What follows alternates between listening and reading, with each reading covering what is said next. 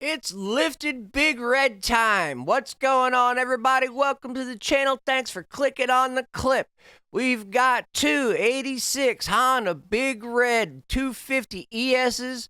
They're lifted, sitting on 35s. Williams is the red one. It's got a short stretched rear end, jacked up really high with a harsh angle. The orange one is a Sawyer custom build. That's got a 13-inch stretch, not so much angle, and it's a bit wider. That thing is super stable. Now, Tony ended up with a little bit of a drip in his differential, so we had to take some covers off and do some stress testing to see if we could find the leak. Come to find out, he had a cracked cover. That's a repair that's down the road, but we got a bunch of cool little ride clips and stuff. Him stress testing this big red, going over bumps, going through some tall weeds, all kinds of neat stuff. And then William, we had to replace a boot. The drive shaft boot got ripped in one of his mud fests, so he takes this thing out in the mud all the time. These things are so much fun. No, they don't go fast. Well, Tony's actually goes pretty fast, and so does Williams. Williams, being a little bit more shorter wheelbase, is not as stable as Tony's. We got to ride these things around and kind of compare them a little bit. And yes, the shorter wheelbases are definitely not as stable.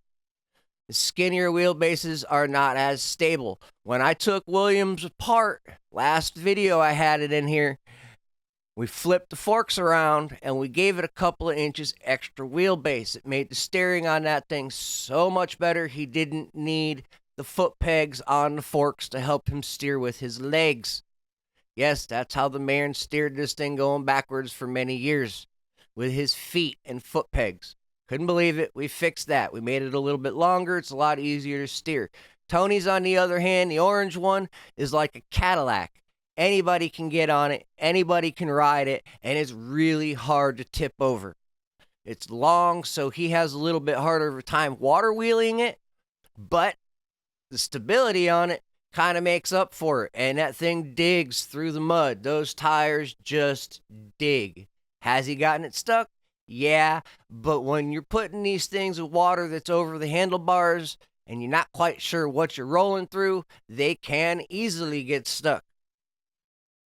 Stress test on these things when you're staying on the ground or in grass. When you're turning on these things, it's really hard on the splines and the axles. It's hard on the suspension. The torsional forces on these swing arms and in the chassis, because they're lifted so hard, is extreme. The tires put mean stresses on the hubs and the axle splines. All that stuff are high wear items. Your seals will go out quickly. So you're going to find yourself replacing wheel seals, replacing axle bearings. Differentials on these things are getting beat to hell. These guys are putting 60 and 80% gear reduction off the crank. So the crank doesn't feel the pressure, but the transmission, the clutches, and the drive line all get all the force of those jacked up tires. They look really cool. They're really fun to ride. They're stable and just an absolute pleasure to be on. But the maintenance on these things is high because of the wear and tear. Now, if you're in the mud scene and you've been playing with jacked up trucks and everything like that, and you've run jacked up four-wheelers, you know. You put something in the mud and you give it high horsepower and you start ripping on it, you're going to be breaking the weakest links all the time. It happens. It's just part of the game. Really appreciate everybody clicking on the video, watching it all the way through. Comments help the videos go. If you're still here, throw a comment, an emoji, something. Tell me what you think about the video, what you think about these trikes. Tony's hamming it up here and there. Little side note is a lot of these do not have brakes. I did make an adapter so that he's got front brakes on this, but he's used them so much they've pretty much wore out. So that roll backwards was a no brakes roll with a pucker factor of about 500. He was a little bit happy and a little bit surprised. You can see him laughing and goofing around. Of course, he's going to pull up here and show this is a quad freestyle ramp. Gives you an idea on how tall it is. He's going to get off of it. And yeah, I mean, he's just happy to be alive after that little run. And of course, we get a ride back to the shop. One of the neat things about being stretched so far is you just step on it, hold on to the rack, and you get a free ride back to the shop. Fun times. Always good times around here. Tony's happy with his trike. Go and bring it back, see if we can find that little crack. And yeah, it was a little dinky crack.